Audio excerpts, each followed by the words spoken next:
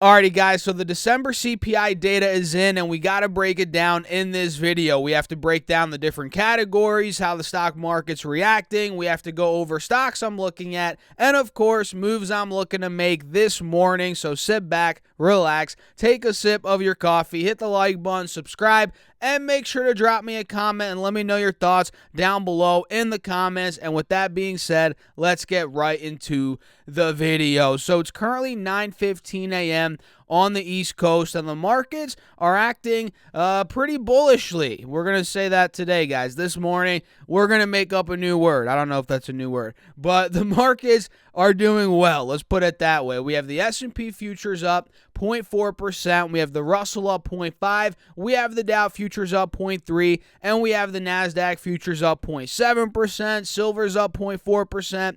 And we have gold up 0.1%. As the VIX, the volatility index, is down almost 3%. And looking here at SPY, which tracks the S&P 500, you guys should all know this at this point in time. You guys can see it is breaking out of the 180 moving average on this 20-day time frame this morning. And the fact that we're above 470 and now heading to 475, that is a very good sign for the bulls. And we will break down some more charts later in this video, but before we go into that rabbit hole now, let's talk about the actual report, the PDF of the CPI, so we can see the different categories, the numbers, all that good stuff that we were waiting very patiently for this morning. Let's talk about it. So let's go to Safari. Give me a second, guys. Let me make my face a bit smaller here. Let's see here. So what we can see here is the Consumer Price Index for all urban consumers increased 0.5% in December on a seasonally adjusted basis after rising 0.8% in November. The U.S. Bureau of Labor Statistics reported today, and over the last 12 months, the All Items Index increased 7%. You heard that right, 7%, and I believe that's the highest price or CPI in about 40 years. And you guys remember back in the 80s, even though I was not born in the 80s, I've still studied my history. Back in the 80s, inflation was awful. Now we're getting back to those levels, which is pretty crazy. So in the past 12 months, 7% increase is what we've seen here, which is nuts. And I like looking at this chart every month, guys, when we make these videos. Look at the CPI by month, right? You guys can see December 2021, or was this, 2021, it was 0.2%. And you can see the straight up, rise pretty much month over month all the way to June when we hit 0.9%. Then we saw a drop to August to about 0.3%. And since August, guys, we were stair-stepping up. 0.4% in September, 0.9% in October, and then we got a 0.8% in November, so a little bit of a drop-off from October, and now we got 0.5% in December, which is a good chunk of a drop from November, but like I said, guys, past year, inflation is still 7%, which is it's the fastest rise in about 40 years, something like that I was reading. So let's now talk about the different categories here, which I really like looking at to see how inflation is hitting these different parts of the economy, if you will, right? So let's look at this together. All items, we have that 0.5% number in December, 7%. 12 months adjusted. We talked about that already. For food, we had 0.5%, which is under the 0.7% in November. And food at home got a bit, got hit a bit less this month. It was 0.8% in November. It came in at 0.4% in December, but still at 6.5% over the past 12 months. So that's food at home. Food away from home is pretty much the same as it was in November, 0.6% in December versus 0.6% in November. That's at 6% for the past 12 months. And let's see energy here, guys. Holy crap. Whoa, look at that. Energy is actually going down a bit. That's a good sign for everybody out there that uses gasoline, right? Which I personally do. Most of you guys probably do as well. Energy commodities came in at negative 0.4% in December versus 3.5% in November, and it's still up 29% year over year, which is insane. But the fact that December came in with a deflationary number, it went down a bit. Hey, I can't complain there. And we have gasoline, all types, minus 0.6%. We have fuel oil. Am I reading this right? Let me see, guys. Actually, no, that was energy commodities. My bad, guys. Energy commodity was minus 0.6%. We had gasoline at minus 0.5% and fuel oil minus 2.5%. That's huge. Minus 2.4% actually for fuel oil compared to a 3.5% increase in November. And fuel oil over the past 12 months is at 41%, which is insanity. We have electricity at 0.3%, came in right in line with that November number, and that's 6.3% year over year. Utility actually lost. It was deflationary, minus 1.2% for December. It was 0.6% in November. That came in at 24% for the past 12 months. And then we have all items less food and energy, which is important to look at. That came in at 0.6% in December. It was 0.5% in November. That's 5.5% for the year. And let's see here. I like looking at the new vehicles and used trucks and cars. Let's see here. New vehicles, 1% for December, 1.1% in November, so right in line with what happened last month or the prior month to this report, and that's at about 11.8% for the past 12 months, which is nuts. That's for for new vehicles rather. Used cars and trucks came in at 3.5% in December. It was 2.5% in November, so that's actually a big jump there from 2.5 to 3.5, and that came in at 37.3% for the past 12 months. We had apparel at 1.7% in December. That's almost 6% in the past 12 months. And then we had, what else here? Medical care commodities, 1.7%. So you guys get the point, right? At this point in time, we're seeing energy pretty much in every different category. That's cooling off a little bit, but still, it's ridiculous over the past 12 months. But in December, it cooled off a bit. We have food pretty much cooling off a little bit as well, but still, we're seeing a good chunk of inflation in food. And same with used cars and trucks, guys. That number is still mind-boggling to me, and it doesn't seem like it's cooling off anytime soon. So that's a quick little rundown of the numbers, guys. And it seems like going back to the stock market, let's see here what's going on. It seems like the markets are ripping. It's crazy, right? The markets are doing well after this record number of inflation that we've been seeing.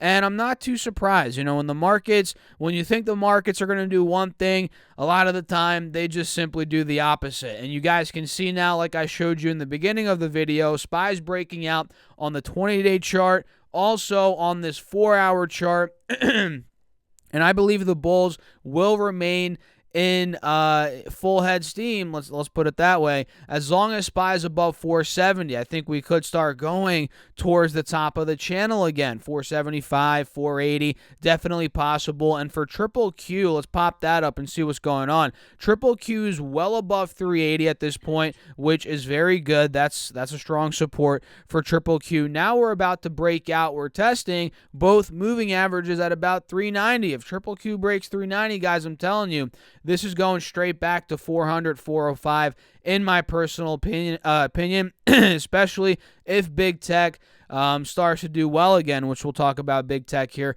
in a second. So let's take a look at some stocks I'm looking at this morning. SoFi is one that I'm personally in. This is one that I have an average of about $14 and I believe 8 cents to be exact. All you guys in my Patreon know. And by the way, you're watching this on Patreon, and I might upload it onto YouTube. I'm thinking about it because this is a pretty big morning and a day in general when we get the CPI number. So I might upload this onto YouTube, so be mindful of that. And if you're watching this on YouTube, if I do upload it there, I make these videos every day for my Patreon members, my top tier patrons. So if you want to join the Patreon and get a bunch of other perks plus these videos every morning, check the link down below in the description box. So SoFi is one that I was buying. I bought more in the 13s. I bought some in the 14s. Now my average is around $14.08, like I said. So now that I'm looking at SoFi, we are up in the pre-market. A fat chunk here, guys. Let's go. This closed at $13.94. Now we're pushing $14.40. So I think this could break out potentially towards $15 today, maybe at some point later this week, maybe even $16, although that may seem like a stretch to a lot of people. Intel is also ripping this morning, guys. Well, not ripping in a sense where it's up 10%, but it is slowly breaking out of $56 again, which if you guys take a look, 56 was resistance in the end of October and also in the beginning of December and also a couple of months prior to that. So Intel needs to retake mid 56s. As you guys can see, we went up to 58 a couple of days ago, and now we're right around 56, like I said. So if we start breaking 56.50 again, $57, Intel, no doubt in my mind, is going to start going towards 60 again. And full disclosure, I own Intel, and I'm actually going to be buying more Intel today. So you guys know, I think it was last week, I almost locked in some profits. So let me get this straight with you guys. I have some long-term Intel shares, and then I have some shares that are more short, mid-term, that I wouldn't mind locking profits in on in the short term. So it's not that crazy, but I have some long-term shares and some short-term shares. So I'm buying more long-term shares today, but I'm also considering if we do get a run up to 57, 58, I might sell some of my short-term shares maybe at some point in the near-term future. We'll see. So Intel's looking good. SoFi is looking good. Freeport McMoran FCX is also looking good. This thing is ripping this morning, guys. It closed at $43 yesterday. Now we're in the mid 44s, so it's up $1.50 in the pre-market as markets are about to open in 3 minutes from now. So I'm going to wrap this video up soon and get it up for you guys.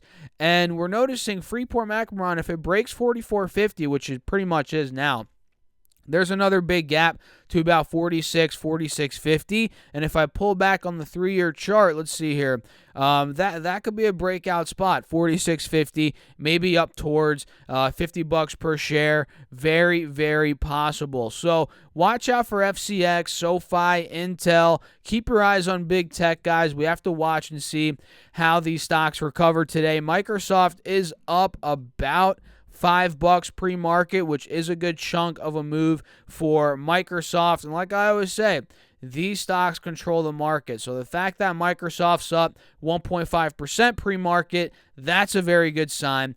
Apple's probably up as well. Let's pop that up. Apple closed at 175.08 yesterday. Now it's trading at about 176, so $1 higher. Apple's moving up, can't complain. Google's probably moving up. Yup, look at that nice gap up on Google. And full disclosure, I own Google. I bought more Google recently. I love this company. I love the stock. Whenever it goes down 10+% from recent highs, I'm a buyer, and I did that. I bought more recently. So Google's looking pretty good today, pre-market, bouncing off the bottom of this channel. We have Amazon, which has been a laggard. You guys know that. This has been kind of behind a lot of the big tech names over the past year and some change.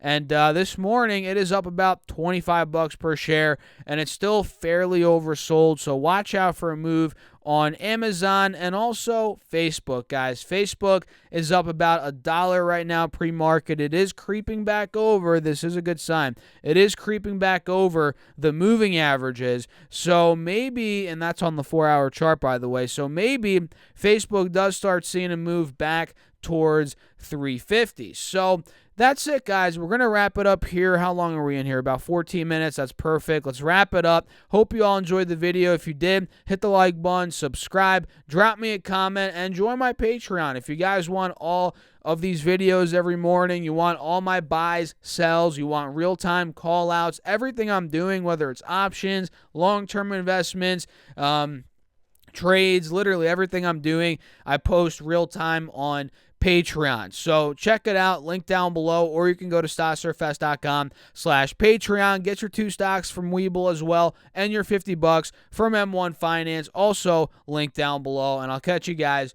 in the next video.